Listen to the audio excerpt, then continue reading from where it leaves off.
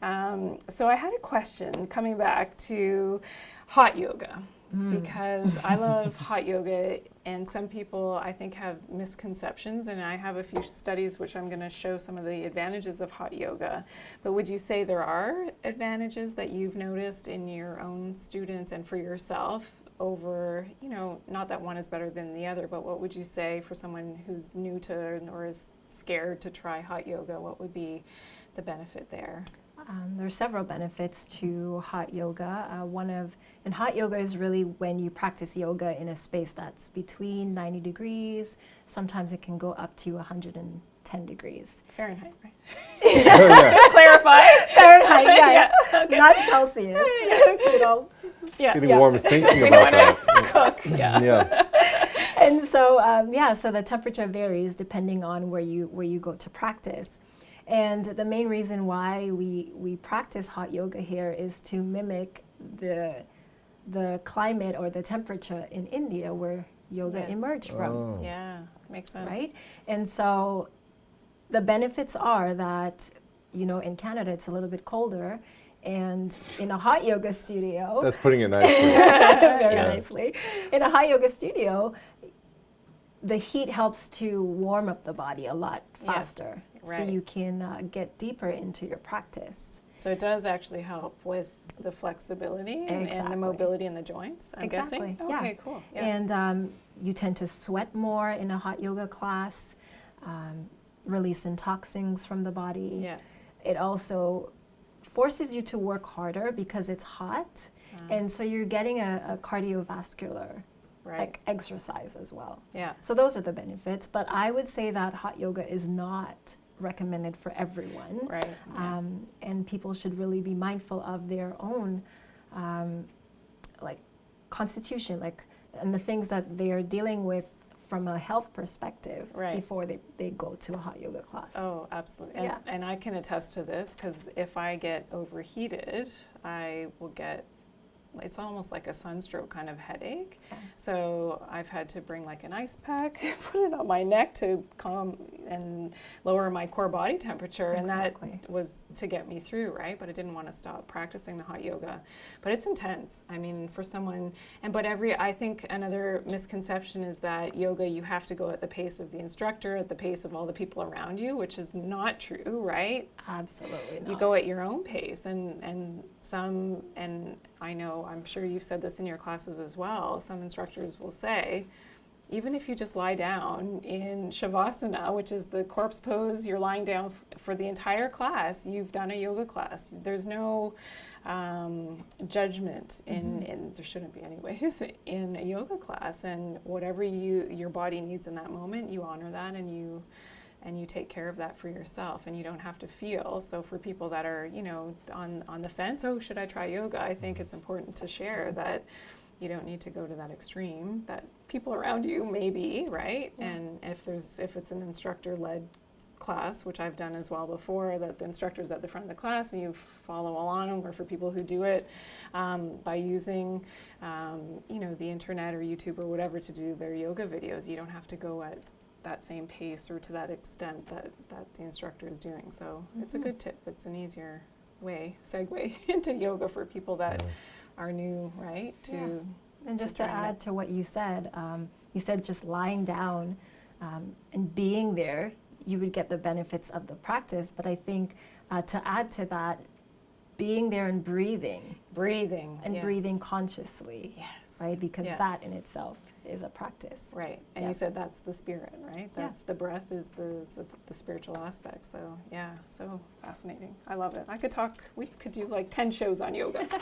There's so much. That'd be great. But just really quickly, some of the studies, so with hot yoga and helping with glucose tolerance. So I'm all about watching the carbohydrates and spiking carbs. I don't like, some of those high carb junk food kind of things. So so the hot yoga has been proven in the literature to helping to balance, especially in overweight individuals, and the effect of the high temperature of yoga exercise in improving physical and mental well-being. So of course we're talking about stress today, the mental well-being of overweight middle-aged and young women. So that, I mean, studies are showing that the hot yoga specifically has those benefits. And as you said, for the cardiovascular benefits as well, we know that heat does that. When we'll be talking in a bit about the heat shock proteins and sauna and things, are really beneficial for our overall health, which is fantastic. Yeah, that's a good one for sure. And that is the topic of discussion for this episode, actually, of the Dr. Janine Show. It's about stress and the different components. And there's many branches to that tree, for sure. And we're just, scratching the surface, really, for some of them right now. And by the way, follow Kimmel on Instagram, too, at HotYogaKim, HotYogaKim on Instagram. And I have to look up your account myself to see what that's all about. But what's on your Instagram account? What do you post typically? Myself in yoga poses. I have inspiration in my story, different clips of yoga classes. All right, I like that. Hot Yoga Kim is where you'll find Kimmel on Instagram. Now, I wanted to ask you about meditation, and if meditation is a component to yoga also. Yeah, meditation is actually one of the 8 limbs of yoga. So when we think of yoga, the idea of yoga is to bring the mind, the body, and spirit in harmony with its environment. And so there's different steps or stages to attain that harmony.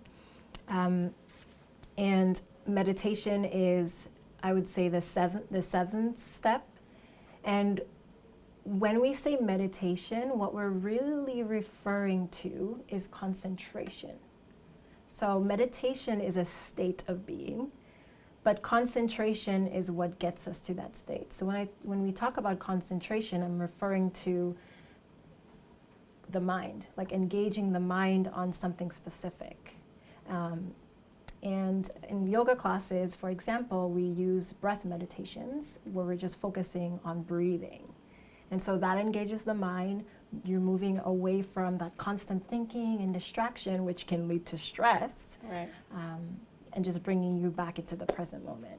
So I know that there's different types of meditation. So you said the focused breath, probably for someone who wants to segue into meditation, that would be a great aspect. But we also have Transcendental Meditation, which is the most studied form of meditation. We have mantra meditation, where someone will repeat like Om, and they keep saying that's mantra? Okay. Yes, exactly. Mm-hmm. So for some people, but the breath, as you said, which is a focused meditation, sometimes people will do a guided meditation as well, which would be like a visualization. So I know there's a lot of support online or podcasts and things that you can listen to bring you visually to different places, which can be, again, turning off that sort of monkey mind and those fleeting thoughts, which are not serving you and serving your health and certainly your stress, right?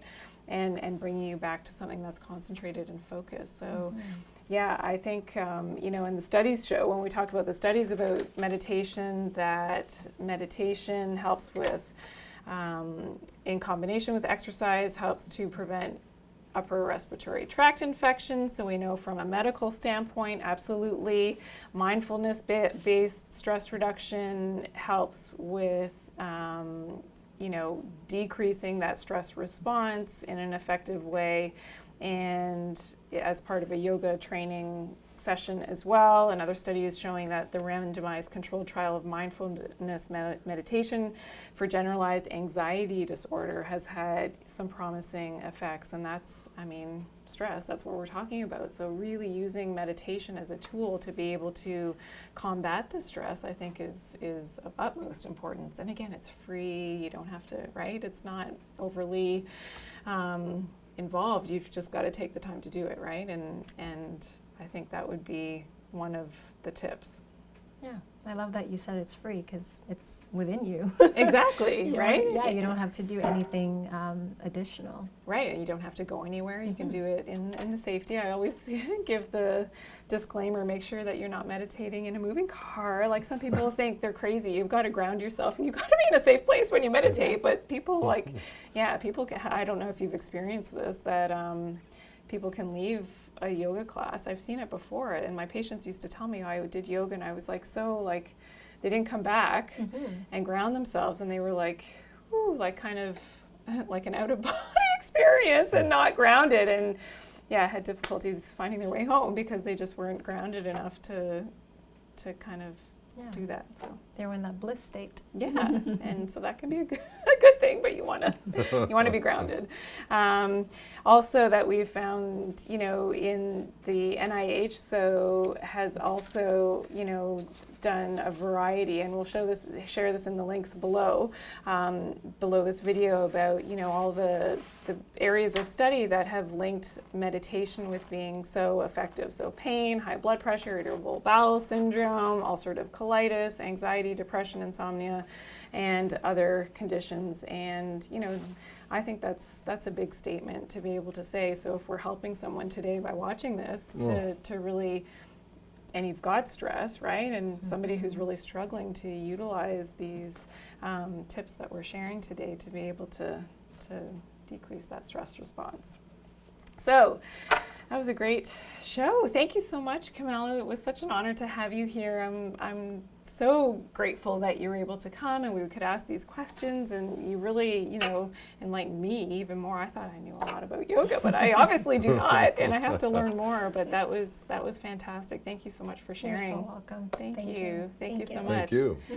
So thank you, everyone. Thanks for joining us today in this show all about how to reduce your stress and reducing those symptoms of stress that you may be experiencing that you didn't even know were a part of your daily life. We talked a lot about, the symptoms of stress, how your body can be manifesting the signs of stress, how you know that you are stressed out, what your body is telling you, and why it's so important to naturally start to decrease those stress levels. We also talked about some of those causes, so whether it's in your environment, in what's happening in your life. We also shared some tips with our special guest, Kimmel, who showed us, a specific sequence, a yoga sequence to help with decreasing stress, opening up the heart and relieving that stress in the upper but also in the lower body. We learned about the breath and how that's the spiritual aspect of yoga and how that connects everything in terms of mind, body, and spirit to help to decrease that stress. There is so much more to talk about, and we will continue with more of this next week, by the way. We're going to be talking about herbs that can help with stress. Gardening season after all, it's perfect for that, right? Dr. Janine will also share with the importance of our circadian rhythm. I can't even say it right. Circadian rhythm. We're going to find out what it actually is and how to say it and how it relates to stress. Seriously. We're going to be talking about saunas as well as cold exposure and how it can help and how it relates to stress. We'll talk about foods to avoid because, we've always got recipes and foods and ingestion and things to eat and to talk about in every show, and supplements that you can take to help also. And Dr. Janine will also be sharing with us the Dr. J9 truth that we have in every show of the Dr. Janine Show for how to reduce stress. So make sure you like and subscribe and click that bell for future notifications of other shows coming up. Share the video too with family and friends who would love to see new ideas in how to address stress and learn about what stress is, for example.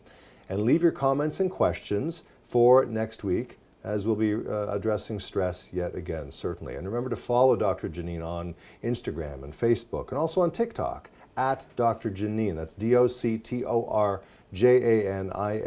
the full words there. And we will see you next week. Well, thank you so much, Norm. Thank you, Kimmel. It was such an honor to have you here as our guest. And thank you, everyone, for watching. So again, just to wrap up, in the first part of our stress episode today, we talked about the causes of stress, some of the symptoms that your body is showing you, and the symptoms of stress that your body is manifesting. We also talked about different ways and some tips how to relieve stress and how to do it naturally. We had our special guest, Kimmel, who is a yoga expert, and she really helped to open up even my mind about, and I love yoga and I thought I knew a lot about yoga, but Kimmel helped to open up her mind towards how yoga can really be a really important adjunct into what maybe you're already doing to help to relieve your stress and to really dispel some of the myths around yoga and why it is something that we can all do on a daily basis to really help to relieve that tension that our body may be holding on to. So thanks for joining us today, and remember to always take care of your good health and do it naturally.